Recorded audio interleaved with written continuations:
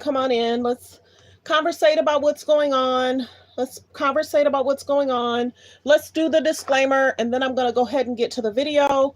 Come on in, everybody. Come on in. I'm actually just now getting home from a busy weekend, and I'm finding what's going on.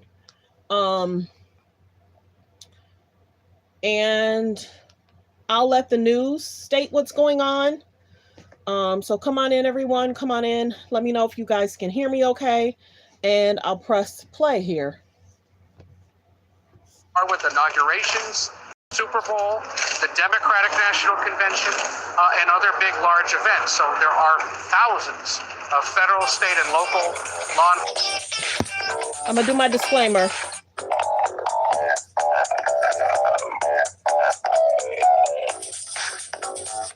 So thanks for tuning in to Let's Talk About It Media 21. Please like, comment, and subscribe, and please share. What are we going to talk about? We're going to talk about what's on Instagram, what's on Twitter, what's going on in the news around the world.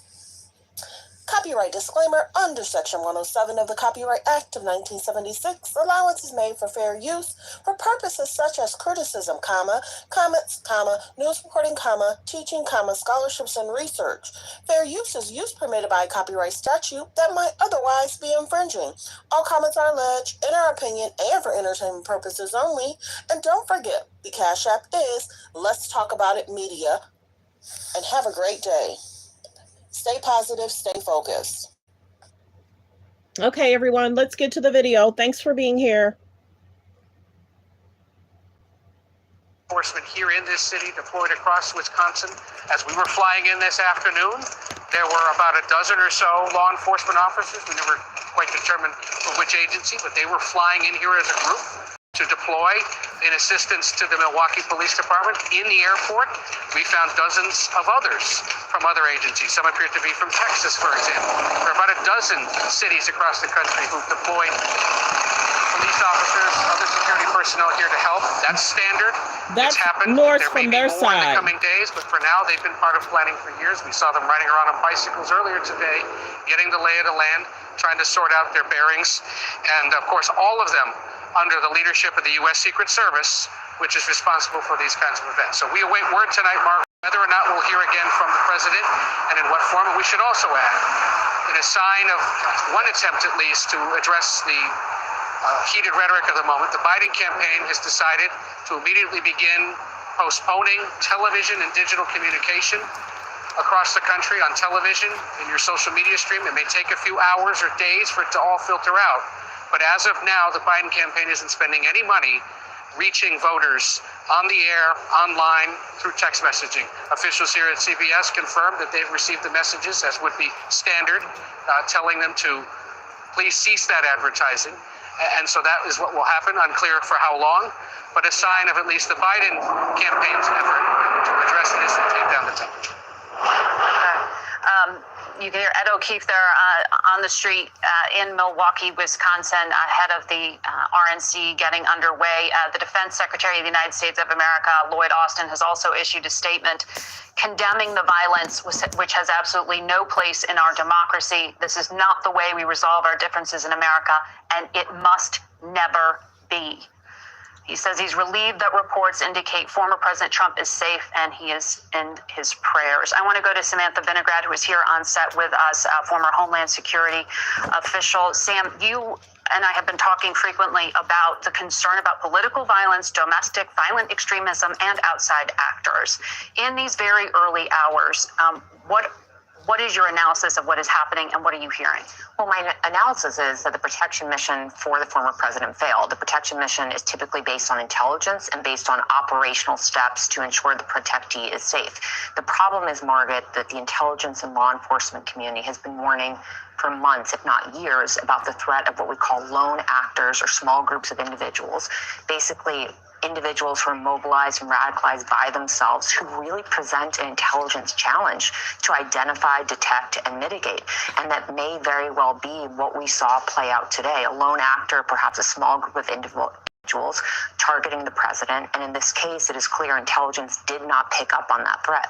Well, and the reporting so far is that the threat was neutralized, which would suggest that there isn't necessarily a reason for broader security concerns directly related to this. Is that right? It is, but as a former operator, I'll say that at the moment, what's happening is really two concurrent investigations. One is an investigation into the perpetrator.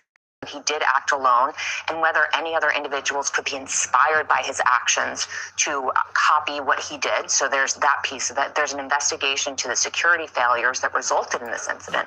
And then the biggest threat that officials are telling me tonight is in the form of retaliatory violence. Sam, you're taking me to exactly what I've been underscoring, and is frankly very concerning in the rhetoric we are seeing at this hour already. We are seeing some Republican lawmakers come out with statements directly drawing a line between the shooter, whose name we do not know. We do not know if he's a lone actor or with somebody else, but drawing some connection to the government.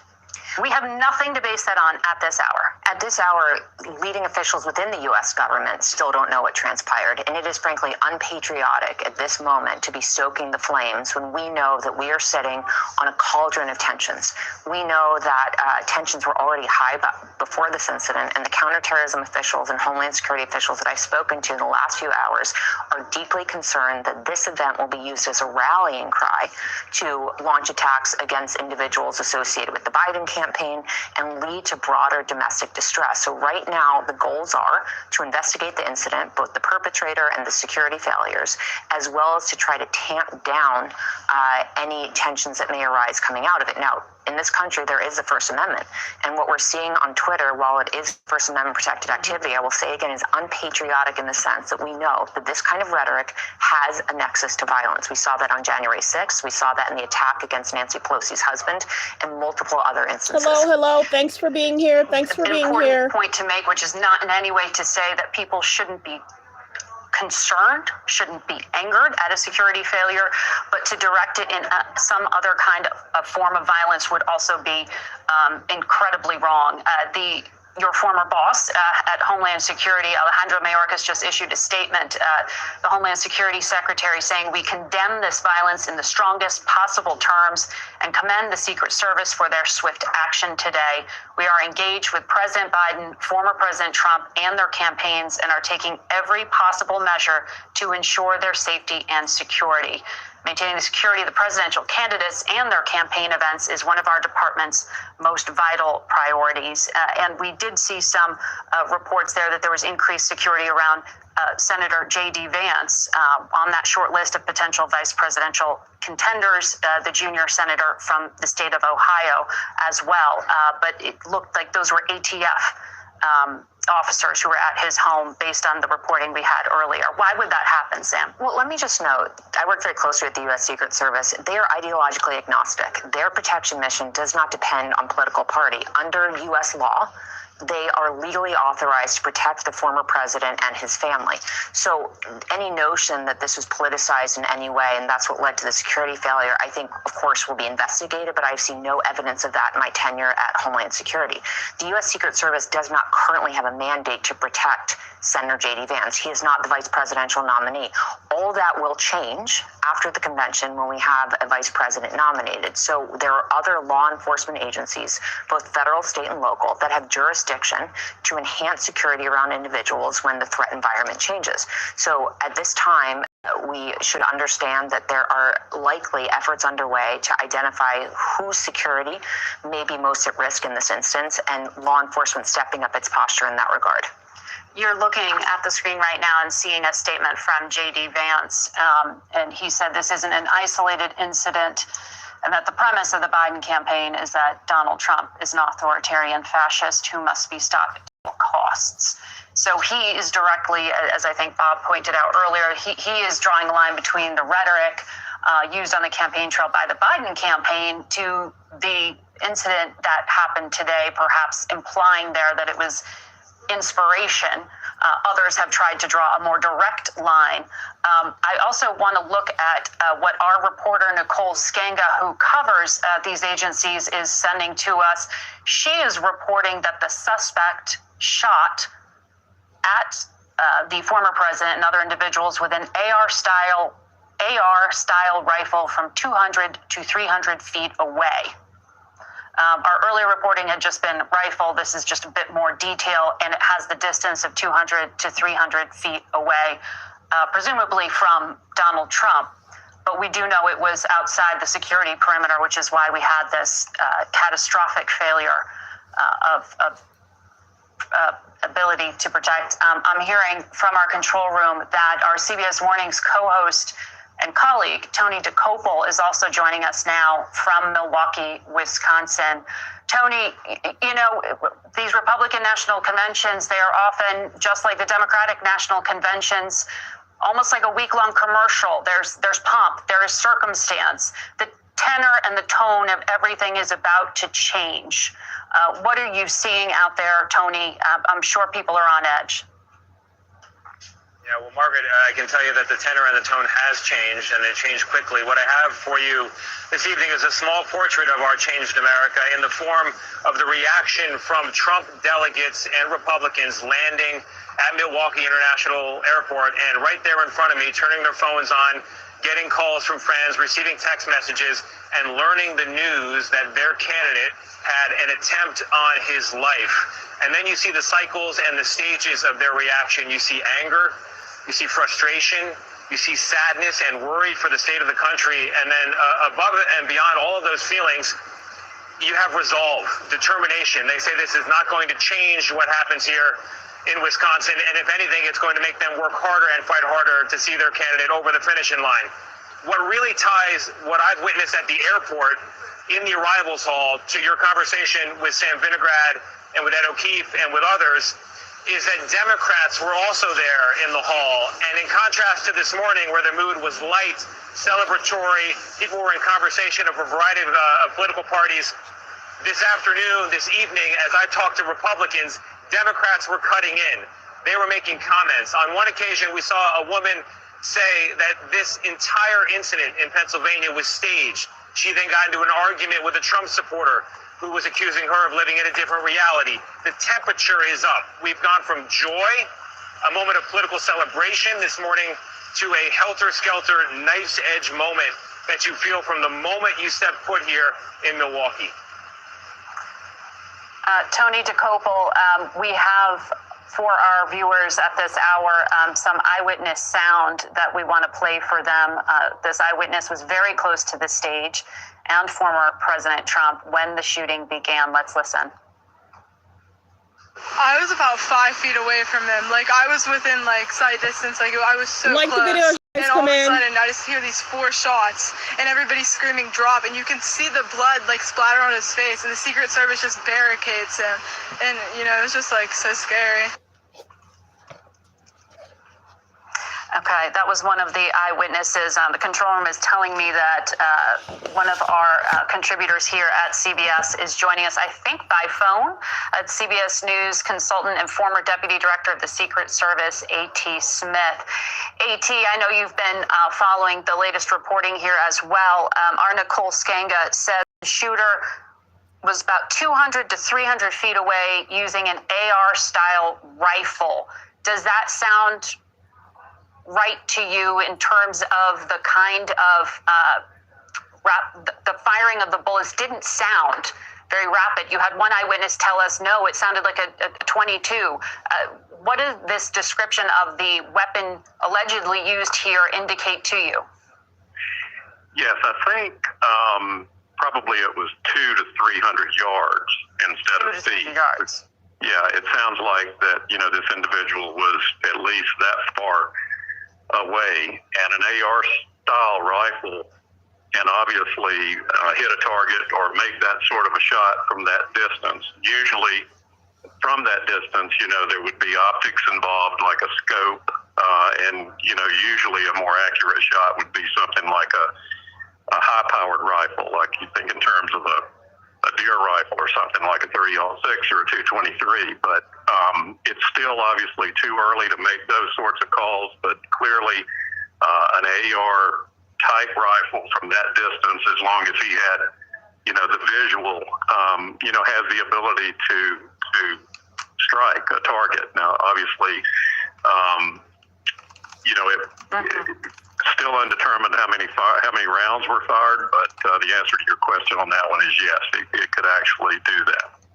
So the audio, when you hear that tape playback, and that's what we're going by, it didn't sound like a high-powered rifle, but you are saying at a distance of 200 to 300 yards, you would be able to take a shot like that and do so undetected by Secret Service? Well, that is the part that, will obviously have to become clear in the investigation. And, my understanding is this individual was killed by the counter sniper team or the counter sniper agents there. The unknown is exactly what happened there. Did they not see him, or, was there some visual obstruction? All of that will have to be looked at. But the reason that, you have a counter sniper team in place is for this type of situation where you have a long-range gunman. And if, in fact, that was the case, they obviously did take him out. But, again, it certainly wasn't soon enough.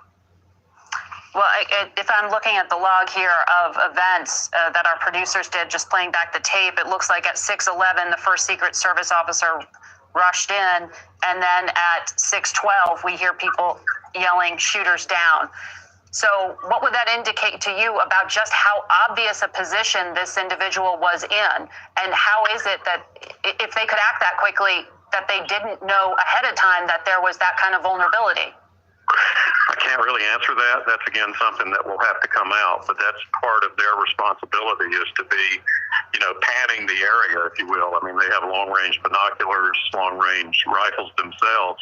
And, maybe the individual was just camouflaged in such a way that he wasn't able to be seen until he started firing. So there is a number of questions that need to be answered, I guess, before we can say that. But by the same token, you did see that the Secret Service agents reacted in the way that they're trained every way to do, in terms of, covering the protectee. They clearly checked him medically. That's why they didn't leave the stage any quicker than they did, to make sure that, there was not other injuries that they would exacerbate by pulling him off stage.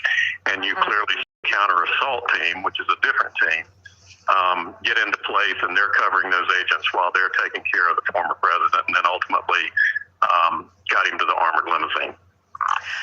And in a situation like this, what is the security protocol for other high-value, potential high-value targets, frankly, other high-ranking former or current officials? What's happening around the country right now, both to members of the elected leaders' families, but also lawmakers themselves?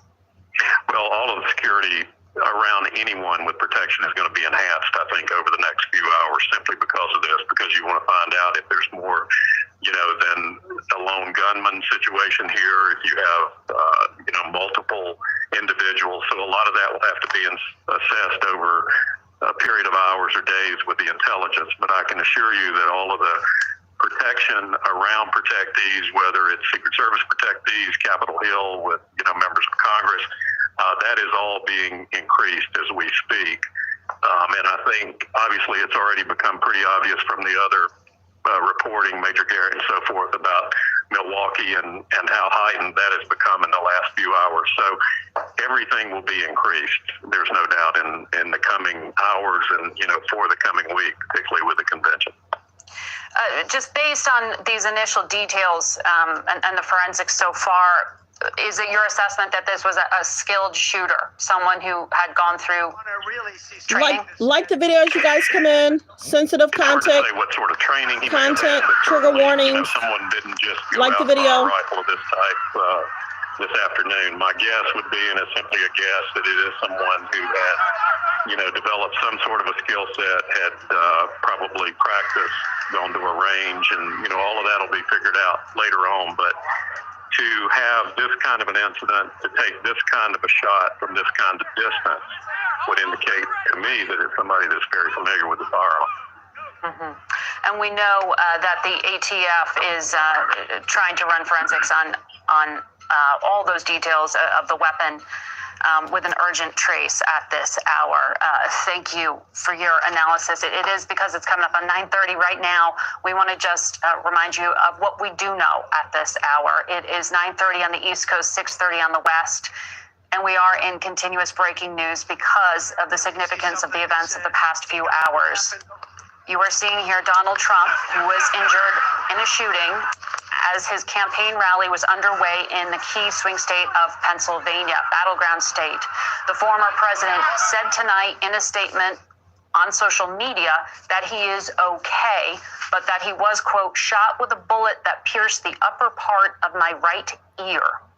Sources tell CBS News that this is being investigated by the Secret Service. The Secret Service has confirmed that they are working with the FBI and treating this as an attempted assassination of a candidate. The shooter who carried out this attack was shot and killed by the Secret Service.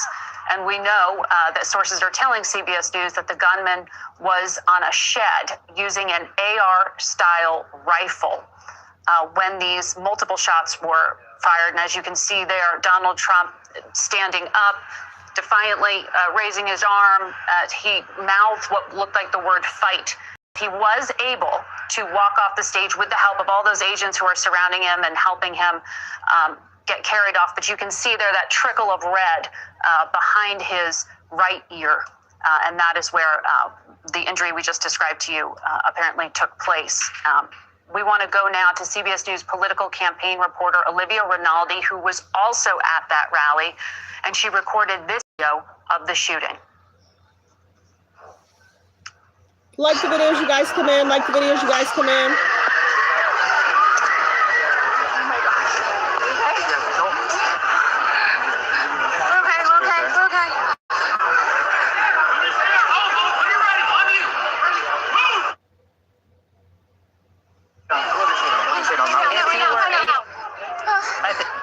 I think you can hear that voice there on the tape. You can't see her, but I believe that is Olivia taking cover herself with our Scott McFarland and rest of the CBS team as those shots were fired in Pennsylvania today. And she joins us now live from Butler, Pennsylvania. Olivia, can you tell us what that moment was like? What was happening? Was there a sense in the moment of the gravity of what was underway? Yeah, Margaret, that was my voice on that video. I think you can hear how terrified it was being there during that moment. And we were towards the front of the stage, you know, expecting Trump to make a different sort of announcement tonight. I was anticipating perhaps a vice presidential announcement. When all of a sudden he was talking about immigration, we just heard shot, shot, shot. I don't remember who. It was one of my colleagues dragged me down, brought me down to the floor, and I just started filming. And I noticed other people down on the ground. I tried to pop up a few times. They pulled me back down, said, stay down here. And you could just hear the screams and the panic of people, and it was extremely terrifying. I got back up when you could see Trump at the end, you know, raising his fist and really invigorating the crowd. You kind of see what you were saying earlier, where he kind of mouthed fight as he was being pulled off the stage. And in the moments after that, it was just pure pandemonium. People were forced to stay as the motorcade was leaving, which is normal when a principal is leaving an event site. Usually everyone has to stay in place while Secret Service handles that.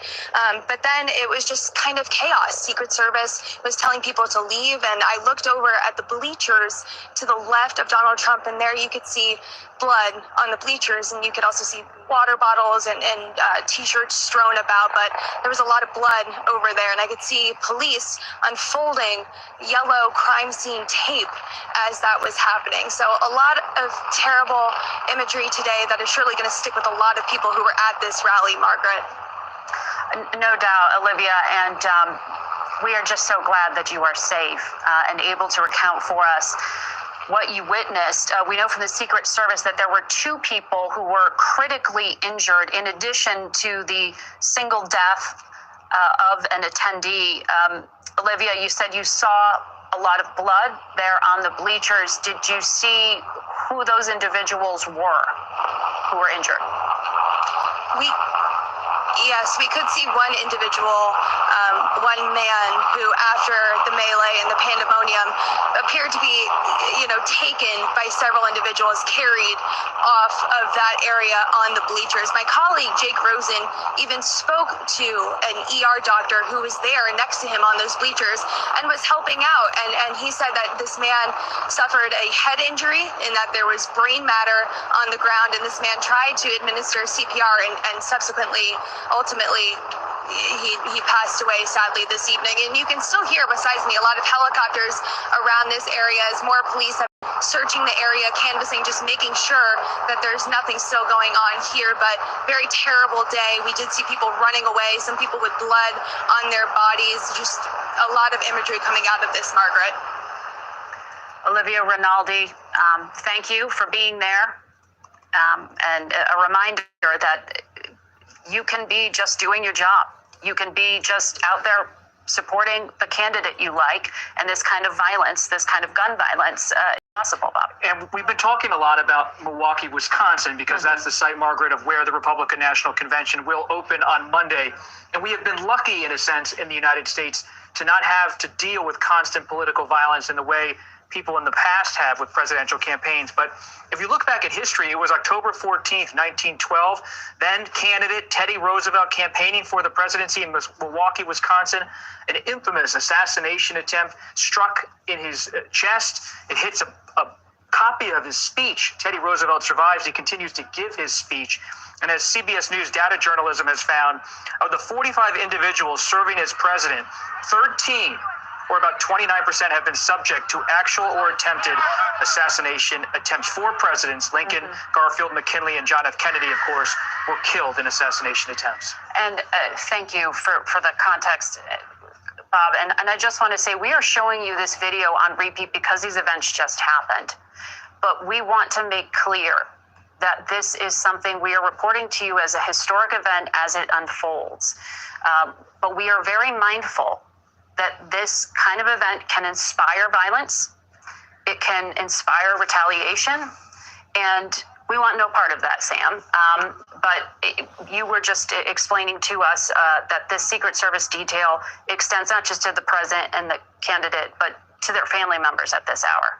Certainly. I want to note, Margaret, it's important that we message domestically that political violence has no home and try to mitigate any follow-on retaliatory action. But there's also a signal being sent to the world right now, which please like the video as you guys come in. Everyone be safe. That the likely Republican times are interesting right now. For president, was not adequately protected, and that does expose a vulnerability to the world. At the same time, and this channel does not condone violence. We're just doing this content. Political violence has no home here. As what's going on to report it. There's that audience. Trigger warning. Well. Now, sensitive content. I do think that we are learning that operators behind the scenes are working to get the identifiers or the biographic information on this individual to try to ascertain who he was and what motivated him. There's already rhetoric on social media assigning blame for what happened. We don't know yet who this individual was. The Secret Service does have, relatively speaking, a limited protection mission under U.S. law.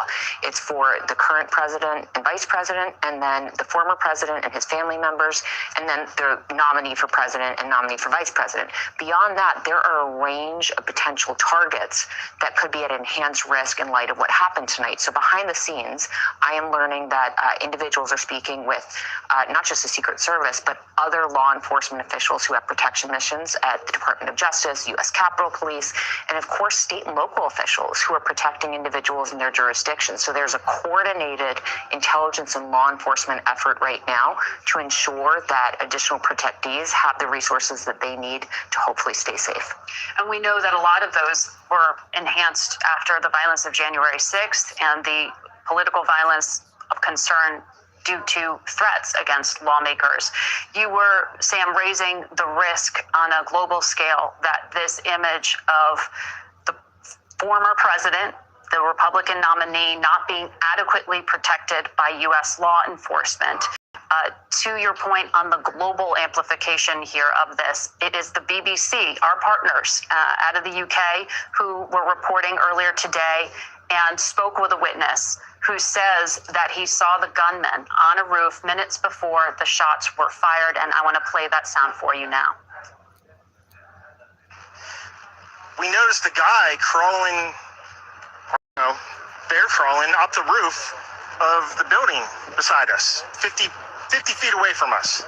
So we're standing there, you know, we're pointing at the guy crawling up the roof. And he had a gun, right? He had a rifle. We could clearly see him with a rifle. Absolutely. We're pointing at him. The police are down there running around on the ground. We're like, hey man, there's a guy on the roof with a rifle. Wow. And the police were like, huh, what? You know, like they didn't know what was going on. You know, we're like, hey, right here on the roof, we can see him from right here. We see him. You know, he's crawling. And next thing you know, I'm thinking to myself, I'm like, why is Trump still speaking? Why have they not pulled him off the stage? Right. I'm standing there pointing at him for, 2-3 minutes. Secret Service is looking at us from the top of the barn. I'm pointing at that roof, just standing there like this. And next thing you know, 5 shots ring out. So you're certain that the shots came from that guy on the roof? 100%. Wow. That was an eyewitness there on the ground.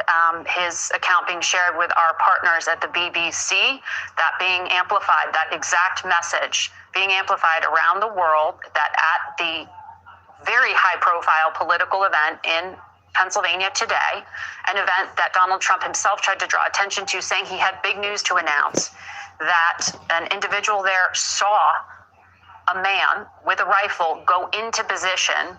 He told the BBC he tried to bring that to the attention of law enforcement on the ground. He referred to them as police, not exactly sure whether he meant local police or Secret Service, but he said there was a failure to act as he saw a clear threat, at least in his view. I just want to update our viewers that Donald Trump has left the hospital that he had initially been taken to, Butler Memorial Hospital in Pennsylvania.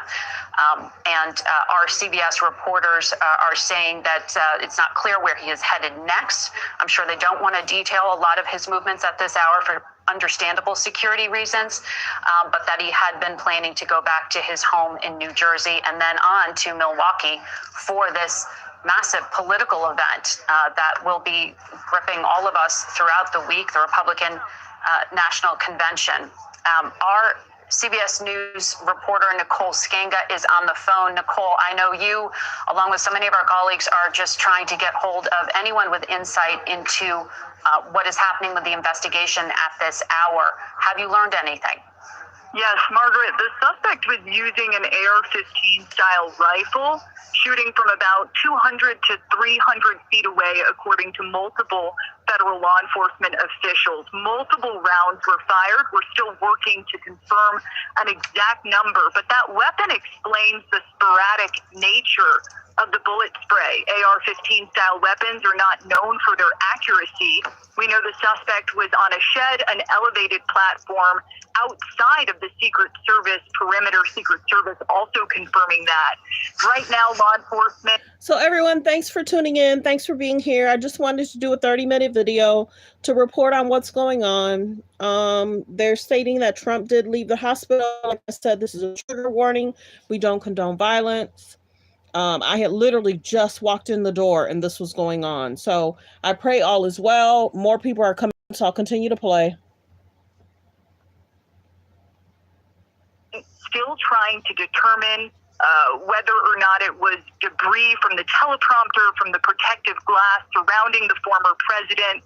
But there is, of course, evidence he was cut in the face, lacerations to his ear. Not much known about the suspect at this time. Investigators working to confirm that he was working alone, working to confirm his biographic information. As Sam mentioned earlier, a male suspect. They're still gathering more. You mentioned the former president has left the hospital right now. Secret Service has already added more manpower to his detail, bolstering the security footprint to him and all other U.S. Secret Service protectees. That means not just the former president, but his family, the president, the vice president, White House officials, as a standard operating procedure. Right now, Secret Service also leading efforts to expand the perimeter of the Republican National Convention in Milwaukee. They're already doing that, moving guardrails around the convention space, creating a larger buffer zone around the events of next week. And we know, Nicole, that the Trump campaign has issued a statement saying they will go on and proceed with the Republican convention. No change not dissuading the 45th president from going to. So thanks for tuning in. Prayers go out. Hopefully nobody else was injured. It looks as if there was medical people that were there, that was attending, that was actually assisting. Prayers go out. Y'all know my channel's a little different. I don't wish any harm on anyone. Vote for who you want to vote for. It's your choice. It's your right. But yeah, this is there's a lot going on in the world, y'all. There is. So thanks for tuning in. Focus on healthy, safe relationships. Be around people that's loving, kind, and supportive. And everyone be safe. Everyone be safe. Love on your loved ones. This is a lot. This is a lot. I had to report on it. At first I was like, should I? But it's like, okay, I have to. So everyone be safe, be kind, be respectful. Like we said, this is a trigger warning. We do not condone violence or any harm to anyone or any individual. So if the guys saw the guy going up, why didn't they act faster of getting him down? That was the first time hearing that. I've looked at other pages, and that's the first time I'm hearing that a civilian saw someone actually going up to do, and they noticed him up there. So that's all interesting. I'm sure a lot more is going to unfold, but thanks for being here, everyone. Appreciate you all for being here. Yes, I know that it's fuzzy. I'm happy that it's fuzzy. I just got a new tablet, but I'm happy that it's fuzzy because YouTube is very particular about certain things. So I should be okay in the clear since this is fuzzy. His picture, Trump's picture is okay, but the actions of what was happening is a little fuzzy, and I'm happy about that. So understand, I don't want anybody in the comments like, why is it so fuzzy? Sometimes YouTube is very funny about certain things. So since it is fuzzy, I should be okay that you can see things going on, but you can't fully see everything that's going on. So, but of course you can hear the reporters and what they had to say. So everyone, love on your family members. A lot's probably going to be happening in the next 2 or 3 months. And I'm seeing that Biden has made a statement. I believe Barack Obama has made a statement. I'll see what those statements are. People, of course, are talking about it. I don't know what Biden has said yet. I need to get off the line to see what he's saying. I could actually put it up to this, and then that way you guys can hear it. But I don't know if it's a short clip, long clip. Let me see.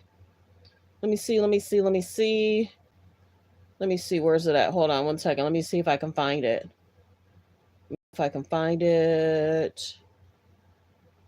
I know where it's saved under, so hold on one second. Let me see if I can hear. And this phone is a little bit lower, so it's about a minute, almost 2 minutes. Apparently he's been doing well. I plan on talking to him shortly, I hope, when I get back to the telephone. Look, there's no place in America for this kind of violence. It's sick. It's sick. It's one of the reasons why we have to unite this country. We cannot allow for this to be happening. We cannot be like this. We cannot condone this.